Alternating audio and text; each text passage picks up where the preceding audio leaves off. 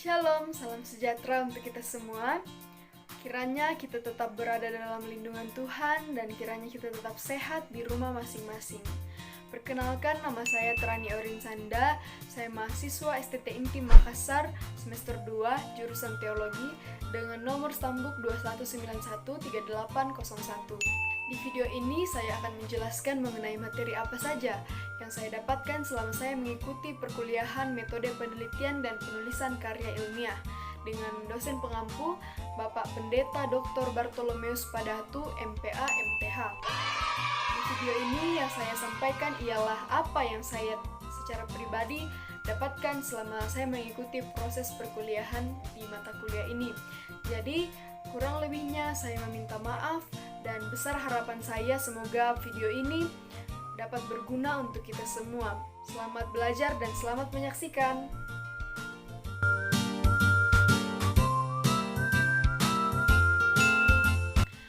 Apabila kita membahas mengenai metode penelitian, tentu yang pertama kita harus mengetahui pengertian dari metode penelitian itu sendiri. Jadi, metode penelitian adalah sebuah prosedur atau langkah-langkah dalam mendapatkan sebuah pengetahuan ilmiah atau ilmu. Nah, metode penelitian adalah cara yang dipilih secara efektif untuk menyelesaikan masalah dalam sebuah riset atau penelitian. Adapun tujuan dari metode penelitian sendiri, yaitu yang pertama, metode penelitian sebagai wahana atau wadah untuk kita mengungkapkan pemikiran atau hasil penelitian dalam bentuk tulisan ilmiah yang sistematis dan metodologis. Kemudian yang kedua, metode penelitian berguna agar dapat menghasilkan pemikiran dan karya tulis dalam bidang ilmu pengetahuan. Di dalam melakukan penelitian, kita perlu memperhatikan beberapa hal. Tidak sembarangan kita melakukan penelitian. Dan adapun yang harus kita perhatikan dalam melakukan penelitian yaitu yang pertama, yaitu sistematis. Apa itu sistematis? Jadi sistematis yaitu dilaksanakan menurut pola tertentu dari yang paling sederhana hingga sampai yang paling kompleks. Jadi tercapai tujuan secara efektif dan efisien. Kemudian berikutnya yaitu direncanakan. Direncanakan berarti dilaksanakan dengan adanya unsur kesengajaan dan sebelumnya sudah dipikirkan langkah-langkah pelaksanaannya. Kemudian yaitu mengikuti konsep ilmiah.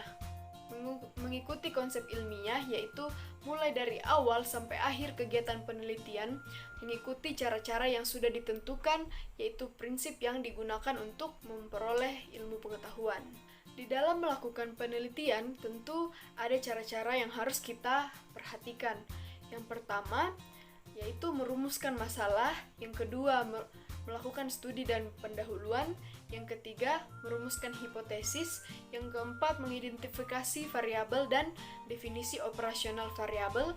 Kemudian menentukan rancangan dan desain penelitian dan menentukan dan mengembangkan instrumen penelitian. Kemudian yaitu menentukan subjek penelitian. Kemudian melaksanakan penelitian, melakukan analisis data dan merumuskan hasil penelitian, kemudian menyusun laporan penelitian dan melakukan diseminasi. Adapun unsur-unsur dalam penelitian yaitu antara lain yang pertama yaitu konsep. Konsep merupakan sebuah gambaran dari penelitian dan konsep ini lahir dari pikiran yang muncul akibat dari fenomena yang kita dapatkan di lapangan. Kemudian proposisi. Proposisi yaitu sebuah pernyataan tentang hubungan fenomena dengan teori. Proposisi ini kemudian diuji kebenarannya. Kemudian selanjutnya teori. Teori ini adalah sebuah fenomena yang sudah diuji secara ilmiah. Kemudian bisa digunakan untuk menguatkan konsep dari penelitian yang akan dilakukan. Kemudian selanjutnya itu variabel. Variabel yaitu adalah nilai yang muncul dari konsep yang ada. Kemudian hipotesis. Apa itu hipotesis? Hipotesis adalah kesimpulan sementara dari penelitian yang akan dilakukan. Nah, hipotesis ini biasanya muncul untuk membandingkan antara dua variabel. Kemudian operasional.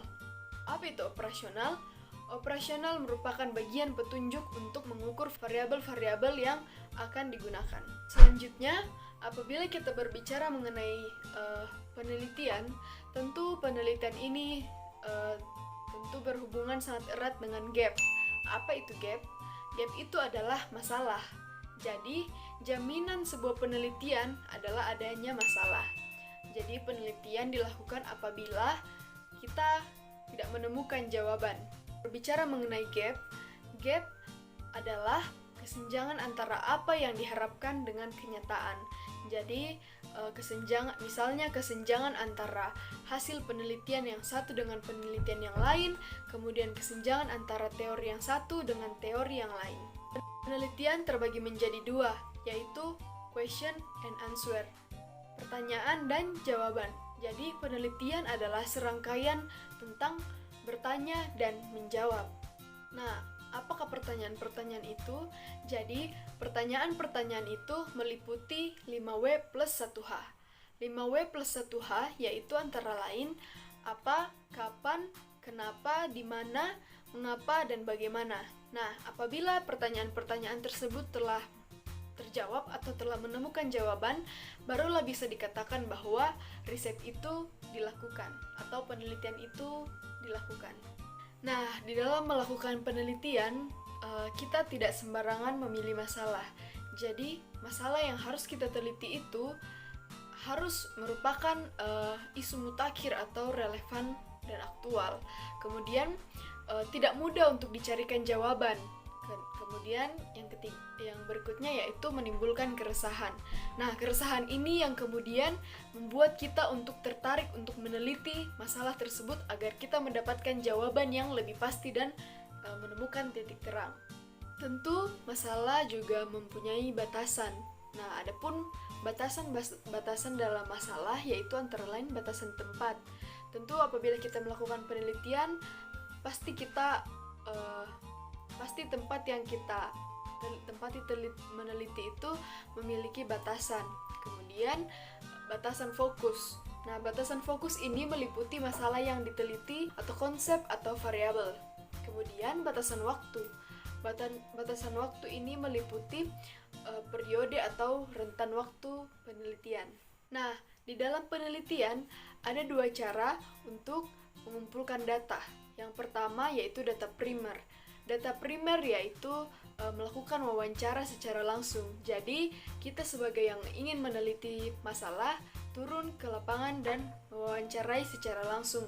Kemudian, yang kedua yaitu data sekunder atau melalui teks atau dokumen verbal. Jadi, kita memperoleh hasil penelitian itu dari teks atau dokumen. Nah, penelitian terdiri dari 3 metode. Yang pertama yaitu metode kuantitatif. Metode kuantitatif ini yaitu berdasarkan angka. Kemudian ada metode kualitatif. Kualitatif ini yaitu berdasarkan kata-kata atau teori. Kemudian yang ketiga yaitu metode mix atau campuran. Jadi, metode campuran ini adalah menggabungkan antara metode kuantitatif dan kualitatif. Tetapi dari keduanya itu harus ada yang lebih menonjol. Dalam penelitian ada dua hal yang biasa diistilahkan sebagai dunia atas dan dunia bawah. Jadi, dunia atas itu meliputi deduksi yang terdiri dari dalil, hukum, paradigma, atau cara berpikir dan teori. Kemudian yang dimaksudkan dunia bawah yaitu induksi. Induksi ini merupakan sesuatu yang didapat dari pengalaman-pengalaman.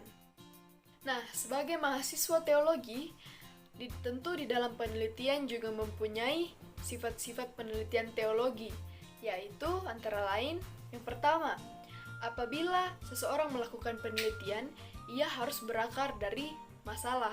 Seperti yang saya katakan tadi, ketika kita ingin melakukan penelitian, tentu kita harus mempunyai masalah terlebih dahulu yang akan kita teliti. Kemudian yang kedua, harus menumbuhkan dan harus mempunyai rasa kecintaan untuk memecahkan masalah. Jadi kita harus betul-betul berniat untuk memecahkan masalah ini agar mendapatkan titik terang atau jawaban yang pasti. Kemudian penelitian harus berdasarkan penyelidikan komprehensif atau bersifat menyeluruh atau tidak setengah-setengah. Kemudian berdasarkan sikap kejujuran, kehati-hatian yang tinggi dan cermat. Kemudian, penelitian ilmu teologi juga bersifat mengembangkan ilmu pengetahuan teologi. Nah, di dalam paradigma atau cara berpikir dan penulisan teologi, tentu secara prinsip paradigma penelitian teologi dan non-teologi sebenarnya tidak jauh berbeda atau tidak banyak berbeda. Nah, pemisahan antara paradigma penelitian teologi dan non-teologi sebenarnya sudah tidak relevan lagi. Karena penelitian dengan paradigma, metodologi, teologi, dan non-teologi semestinya saling memberikan dukungan hingga pada akhirnya soal paradigma dan metodologi menjadi bagian yang tidak terpisahkan. Sebagai seorang mahasiswa, saya rasa kita juga perlu untuk mengetahui apa manfaat dari penyusunan karya ilmiah. Jadi, manfaat dari penyusunan karya ilmiah yaitu antara lain melatih untuk mengembangkan keterampilan membaca yang efektif, kemudian melatih untuk menggabungkan hasil bacaan dari berbagai sumber, kemudian mengenalkan dengan kegiatan kepustakaan. Yang selanjutnya yaitu meningkatkan pengorganisasian fakta atau data secara jelas dan sistematis. Adapun karakter ilmu ilmiah yaitu yang pertama rasional. Apa itu rasional? Jadi, rasional adalah masuk akal atau yang bisa dipikirkan oleh manusia. Kemudian, empiris based. Kemudian, sistematis atau berurutan. Jadi, bagian pertama hanya melaporkan jawaban yang diperoleh dari yang diwawancarai atau bagi yang studi lapangan, atau kepustakaan yang dijadikan acuan riset atau bagi yang melakukan studi kepustakaan. Yang paling penting adalah kita sebagai peneliti perlu untuk menyampaikan pemikiran kita sendiri sepanjang memberikan argumentasi. Jadi, apa argumentasi yang kita berikan diharapkan untuk memberikan sumbangsi yang penting terhadap perkembangan penelitian. Pertanyaan yang sangat penting bagi kita mahasiswa sekarang ialah, apakah penting penelitian ini bagi mahasiswa? Tentu jawabannya adalah ya, sangat penting. Kenapa? Karena penelitian adalah salah satu cara menjadikan mahasiswa menjadi seorang pemikir atau seorang pemikir yang berwawasan luas. Nah, dengan melakukan penelitian, mahasiswa dilatih untuk berpikir objektif, sistematis, dan memahami persoalan secara jelas dan lebih mendalam, serta berpikir ke depan. Nah, melalui penelitian, mahasiswa dilatih untuk berpikir kritis dan peka terhadap masalah yang dihadapi sesuai dengan bidangnya. Nah, melakukan penelitian tidak semudah yang dibicarakan secara teori. Oleh karena itu, mahasiswa harus melatih sedini mungkin. Semakin banyak latihan, maka pemahaman metode dan kepekaan terhadap suatu masalah akan semakin lebih tajam. Dan hasilnya, mahasiswa tersebut akan semakin mampu berpikir secara logis, sistematis, kritis, dan objektif. Akhir kata, saya ingin mengatakan bahwa di dalam penelitian atau di dalam kehidupan, apabila kita mendapatkan sebuah masalah, tentulah tidak mudah untuk kita menyelesaikan masalah tersebut. Tetapi mari kita yakin dan percaya dengan keteguhan hati dan pikiran, apabila kita ingin menyelesaikan masalah tersebut, yakin dan percaya bahwa masalah tersebut akan terselesaikan dengan baik, dan apa yang kita pertanyakan akan mendapatkan jawaban dan akan mendapatkan titik terang. Sekian video ini. Saya salah dan kurangnya saya mengucapkan minta maaf, dan semoga apa yang saya sampaikan ini bisa bermanfaat tidak hanya untuk saya sendiri tetapi untuk kita semua. Terima kasih dan shalom.